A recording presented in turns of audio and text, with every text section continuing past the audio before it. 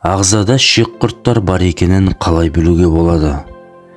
Шек құрттар салдарынан туындайтын ауруды жуылмаған қол ауруы деп те атайды.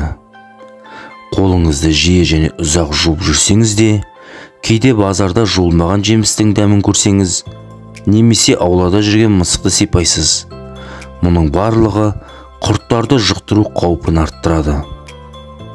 Ағзада шек құрттар барын қандай белгілерден білуге болады? Әдетте гельминттер салдарынан дамитын ауруды гельминтоз деп атайды. Бұл ауру олар ағзаға түсіп, сол жерде оның жұмыртқалары мен дері нәсілдері пайда болған кезде дамиды. Қайырлы күн достар. Бүгінгі видео адам ағзасында кездесетін шек құрттар туралы болмақ. Видеода бұрын-соңды сіз естіп білмеген тың ақпараттардың барына сенімдіміз.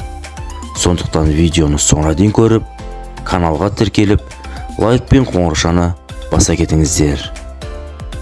Шек құрттары ағзаға қалай түседі? Адам гигиенаны сақтамайды.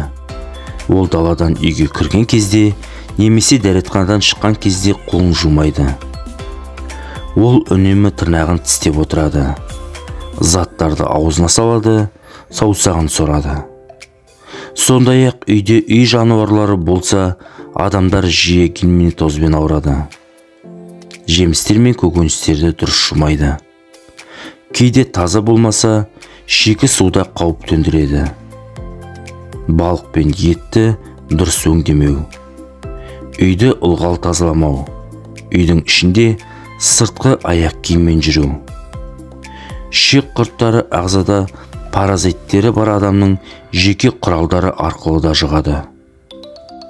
Ағзаңызда шек құрттарының бар екенін көрсететін белгілер: тікшіктің қышуы, ұйықтап жатып тісті сықырлату, ұйықтап жатқанда ауыздан сілекей ағу, таңертең тіс тазалағанда жүрек айну, қол-аяқ саусақтары терісінің қабыршақтанып түсуі, қарын аша беру, теріге аллергиялық бөртпелердің шығуы, созылмалы шашыраңқылық синдромы, терінің қышуы, іштің кебуі, іштің құрылдауы, тұрақсыз нәжіс, асқазан ішек жолының кез келген проблемалары, дене массасының аз болуы немесе керісінше артық болуы, іштің ауруы, анемия, көз астының қараюы, ауыздан жағымсыз иістің шығуы. Егер сізде немесе балаңызда осы белгілер байқалса, міндетті түрде дәрігерге қаралып, анализдер тапсырып, шек құрттарын жоятын дәрілер жазып беруін сұраған дұрыс. Ескерту: өздігінен емделу қауіпті. Диагнозды тек дәрігер қоя алады. Шекке ең пайдалы жеміс. Медицина мамандарының айтуынша, шекке ең пайдалы жеміс бұл алмұрт. Алмұрт шектің жұмысын жақсартып, өз кезегінде адам иммунитетінің күшеюіне көмектеседі. Алмұрттың шекке пайдалы болатын себебі құрамында жасұнықтың мол болуы. Бір ғана алмұрттың бойында 6 грамм таза жасұнық болады. Әсіресе қабығында. Алмұрттағы жасұнық талшық күйінде болады. Талшық тәрізді жасұнық шекке өте пайдалы. Шектегі пайдалы бактерияларға азық болады. Мұндай бактериялардың көбеюіне әсер етеді. Ал пайдалы бактерия көбейген кезде ағзадағы ауруға қарсы тұру, әсіресе қабынуды басу қабілетін күшейтеді. Сондай-ақ алмұрттың антиоксиданттық қасиеті, яғни қатерлі ісіктің алдын алуға көмектеседі. Өндірістен, өңдеуден өткен жасанды қоспа тағамдар керісінше шек жұмысын нашарлатады. Тәттіге құмарлық, үнемі шаршау осы шек жұмысының бұзылғанын білдіреді. Шекке зиян келтіретін әдеттер. Иммунитеттің 80% шек жұмысына байланысты. Оны бәріміз білеміз. Ал шек ауырса, онда иммунитетте нашарлайды.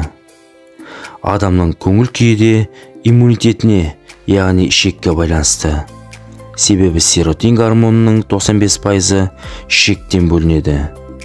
Сондықтан ішек денсаулығын сақтау өте маңызды. Ішек саулығын сақтаймын десеңіз, кейбір зиянды әрекеттерден бас тарту қажет. Ең бірінші зиянды әрекет өңделген ет өнімдерін жеу. Оған шұжық сынды өңделген тағамдарды жеуге болмайды. Оның орнына кәдімгі ет пен балықты жеңіз.